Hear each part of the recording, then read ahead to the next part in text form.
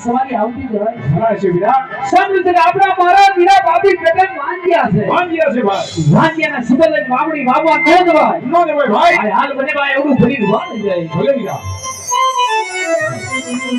અરે પ્રભુદાન મહારાજ આ ખેડૂત ભાઈઓ કઈક સારા કામ જોતા હોય એવું લાગે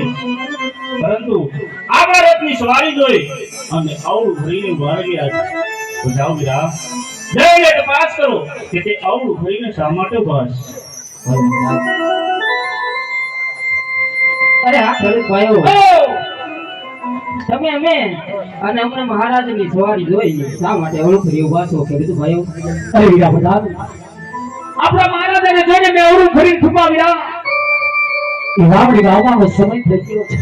હું મારો બાબે વાવડી વાવવા આવી છી વાવડી વાવવાની કાચ સિદ્ધ વસ્તુ કરે ભૂલ્યા છે વીરા કઈ વસ્તુ કરે ભૂલ્યા વિચાર માનો વિચારમાં હું મારો બાબે આવડું ભરી વાવ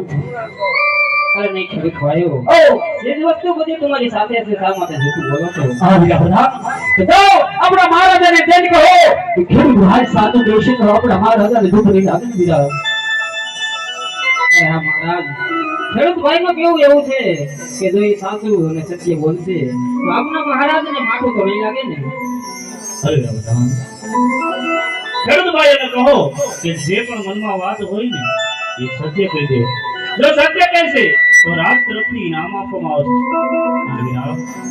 જો આનાકાની કરે અને કદાચ જૂઠું બોલે ને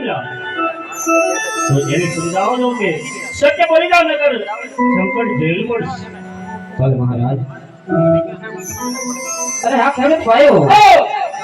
જો તમે